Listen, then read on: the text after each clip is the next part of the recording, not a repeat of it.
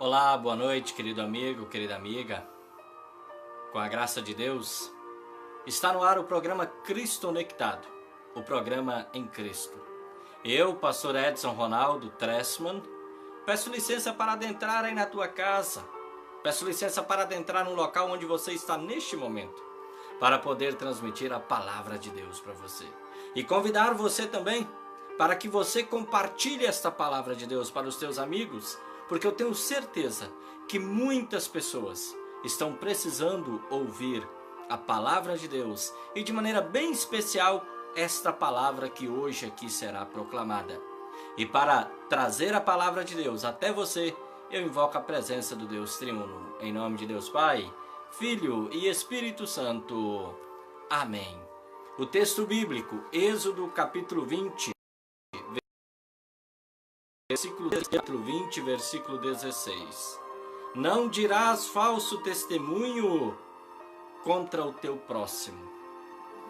Quando nós olhamos para os 10 mandamentos escritos por Moisés no livro de Êxodo, capítulo 20, nós observamos que além do nosso próprio corpo, do cônjuge e também dos bens temporais, nós temos aqui na terra um outro grande tesouro. Tesouro esse que nós não podemos dispensar, e esse tesouro é justamente a boa reputação. Deus, de maneira nenhuma, Ele deseja que nós vivamos entre os homens em pública desgraça e também em público desprezo. Deus não quer isso. Por isso, Ele deixou as palavras do 8º mandamento. Não dirás falso testemunho contra o teu próximo. Querido amigo, querida amiga, Deus não quer que se tire, Deus não quer que se diminua a reputação, o bom nome e a retidão do nosso próximo. Deus, na verdade, Ele deseja que seja mantido a honra da pessoa perante os seus amigos, perante os seus vizinhos e perante a sociedade. Se nós formos olhar para as palavras do 8º mandamento, não dirás falso testemunho contra o teu próximo, o sentido mais imediato deste mandamento refere-se ao fato, ou seja, ao foro público. Ele se refere ao fato da pessoa, muitas vezes, ela ser inocente, mas ser acusada por causa de falsos testemunhos. E por isso essa pessoa inocente, ela acaba sendo castigada no seu corpo, nos bens e também na honra. Mas será que há necessidade de um mandamento como esse, ainda nos dias de hoje, em pleno século 21? Mandamento onde Deus nos diz: não dirás falso testemunho contra o teu próximo. A razão deste mandamento é que onde juízes, governos e outras autoridades, elas exercem a judicatura, corre-se o risco. Corre-se o risco de julgar um inocente culpado, devido às evidências das falsas testemunhas. Você já viu ou ouviu a respeito de um caso dessa natureza? Esse mandamento, não dirás falso testemunho contra o teu próximo, é um mandamento que nos ensina a julgar com justiça. E não importa se é parente nosso, se é amigo nosso ou se é nosso irmão. Em frente ao STF, lá em Brasília, Supremo Tribunal Federal, nós encontramos a Estátua da Justiça. Essa Estátua da Justiça, localizada em Brasília, ela foi feita no ano de 1961 pelo artista plástico mineiro Alfredo Seschiatti. E a estátua mostra uma mulher com os olhos vendados. Com os olhos vendados e na sua mão ela tem uma espada. os olhos vendados daquela estátua, elas querem mostrar, representar a imparcialidade da justiça. E a espada, ela simboliza a força, a coragem, a ordem e a regra necessária para se impor o direito. Dessa maneira eu tomo essa figura para dizer para você que quando o mandamento diz: não dirás falso testemunho contra o teu próximo, Deus, ele tem um desejo. E o desejo é que tanto o juiz quanto a testemunha sejam cegas para algo que possa levar ao julgamento e à condenação de alguém inocente que não tem como se defender. Que bonito, né? Que bonito o significado deste 8º mandamento. Ao dizer: não dirás falso testemunho contra o teu próximo, Deus, ele está desejando. Deus, ele quer colocar em nós o desejo de ajuda ao próximo, no sentido de lhe garantir o seu direito. Não permita, e não seja você também, obstáculo da justiça e do julgamento correto. Este mandamento, o 8º mandamento, não dirás falso testemunho contra o teu próximo, na verdade proíbe todo o pecado da língua. Porque muitas vezes é justamente pelo pecado da língua que nós temos causado enormes estragos na vida do próximo. Nós temos causado enormes estragos na vida de muitas pessoas. E além do dano, nós ainda podemos magoar o nosso próximo. Todos nós, inclusive eu, temos um grave vício. E o nosso vício é falar mal uns dos outros. A palavra de Deus, ela diz: se você vir o seu irmão cometer um pecado, é preciso ir falar com ele em particular. No entanto, hoje isso se dá de maneira bem contrária. Não sei se você já observou, mas veja só. De repente a pessoa está vendo a outra cometendo um pecado. A primeira coisa que ela faz é tirar do bolso o aparelho do celular, filmar e logo jogar nas redes sociais. E nós sabemos o perigo, nós sabemos o estrago que isso causa na vida daquela pessoa. Eu sei, a pessoa estava cometendo um pecado. No entanto, querido amigo, querida amiga, nós não somos chamados a ser convenientes ou coniventes com o pecado. Mas a Bíblia diz: se você vir alguém pecando, fale com ele em particular, para que você possa resgatar esse pecador. Pecador esse que já está sendo destruído por causa do pecado.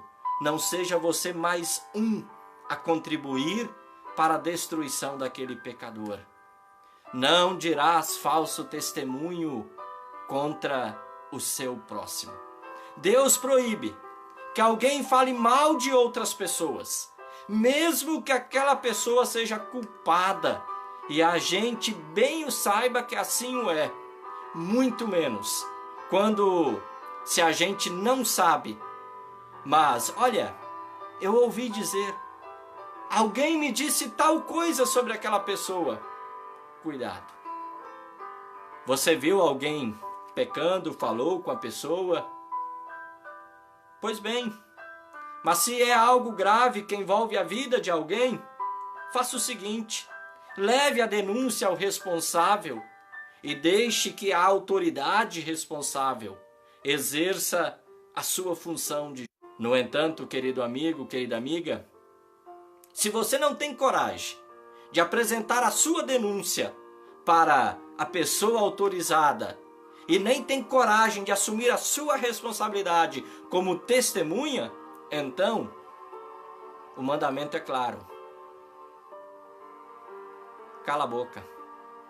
Porque honra e bom nome facilmente se tiram, mas não é fácil restituí-los. Se você tem conhecimento de algo, saiba-o para ti mesmo, não para os outros. Pois, se o contas a outros, no final da história, é você que passará por mentiroso, mesmo que seja verdade. Porque se você não tiver como provar, você será a vítima de toda a história. Além disso, se você começar a falar, você vai agir como um indivíduo malvado. Querido amigo, querida amiga, Deus quer que se mantenha o bom nome e a boa honra e a boa reputação de alguém. Falso testemunho é tudo aquilo que não se pode provar devidamente.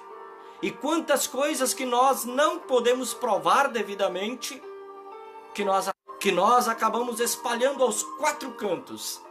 E assim, não ajudamos a pessoa. Não, na verdade, nós destruímos a pessoa. Por isso, é que Deus não quer que se torne público, nem que se dê como verdadeiro, o que não é manifesto, com provas suficientes. Não dirás falso testemunho contra o teu próximo. É não julgar antes da hora e antes dos fatos averiguados. Nós somos muito rápidos. Há muita rapidez em nós em sentenciar e julgar. E muitas vezes nós condenamos o inocente porque ouvimos alguém outro dizer. Mas é engraçado que aquele que disse nunca aparece para confirmar. Olha, alguém disse, mas cadê esse alguém que disse que nunca aparece para confirmar nada daquilo que disse? Não dirás falso testemunho contra o teu próximo. Quer dizer que se fale mal, o acuse, interrogue e testemunhe verdadeiramente, como se viu e de fato ocorreu. É como um médico, ou seja, ele não dá um diagnóstico sem investigação. E ele investiga por exames, manda repetir os exames e novamente os exames. É assim. Quer dizer algo? Veja se de fato é verdadeiro. E principalmente, veja se é possível provar aquilo que está sendo dito. Denunciar o erro e permitir a justiça justa quando alguém cometeu o erro é ajudar a melhorar a pessoa e principalmente ajudar essa pessoa a viver de uma maneira mais correta na sociedade. Agora, arrastar alguém com a nossa boca por todos os cantos e revolver a imundície, bem, isso não melhora ninguém. Ao contrário, só piora a situação. Jesus está registrado lá no livro de Mateus, capítulo 7, ele disse: tudo quanto, pois, quereis que os homens vos façam, assim fazei-o vós também a eles. O apóstolo Paulo, em 1 Coríntios, capítulo 12, versículo 22, escreveu as seguintes palavras: os membros do corpo que nos parecem ser os mais fracos são os mais necessários. E os que nos parecem os mais dignos, a estes damos a maior honra. E os que em nós não são decorosos, revestimos da maior honra. Ou seja, vele. Cuide daquilo que o nosso próximo tem. O seu bom nome e a sua boa reputação.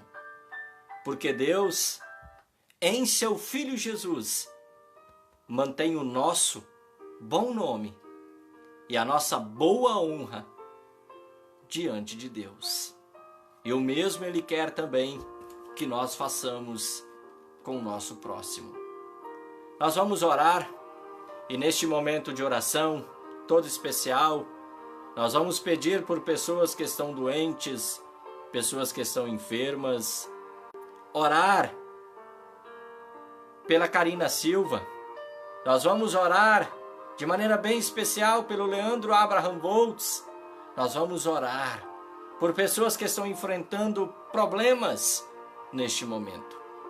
Bondoso e amado Pai, graças nós te damos pelo teu amor, pela tua misericórdia. Tu és um Deus misericordioso, amoroso. Tu és um Deus que não vive nos repreendendo de acordo com os nossos pecados e maldades. E quando nós olhamos para a tua palavra, quantos pecados, quantas pessoas nós temos destruído por causa do péssimo uso da nossa língua. Bondoso e amado Pai, perdoa esses nossos pecados. Ajuda-nos, bondoso e amado Pai, a sempre velar pelo bom nome, pela boa reputação que as pessoas têm. Ajuda-nos, Deus, também, diante de um fato em que pode ser provado. Ajuda-nos, nos dando coragem para sermos testemunhas fiéis do ocorrido e que possamos levar este caso às autoridades responsáveis. Bondoso e amado Pai, guarda-nos na fé verdadeira. Ajuda aqueles que estão enfermos. Ajuda, bondoso e amado Pai, aqueles que estão enlutados. Bondoso e amado Pai, abençoa aqueles que precisam tomar uma decisão importante na sua vida. Bondoso Deus, fica conosco, nos abençoando e nos guardando. Em nome e por amor de Jesus, teu Filho, nosso Senhor e Salvador. Amém. O Senhor te abençoe e te guarde. O Senhor faça resplandecer o seu rosto sobre ti e tenha misericórdia de ti. O Senhor sobre ti levante o seu rosto e te dê a paz. Em nome de Deus Pai, Filho e Espírito Santo. Amém. Muito obrigado, querido amigo, muito obrigado, querida amiga, pela sua honrosa audiência. Eu me sinto imensamente agradecido e honrado pela mesma. Deus te abençoe e seja conosco também na missão que todos nós temos, a missão de compartilhar a palavra do nosso Deus. Que nós possamos levar essa palavra para mais e mais pessoas. Deus abençoe, fique com Cristo. Até amanhã, se Deus nos permitir. Um forte abraço a todos vocês. Tchau, tchau.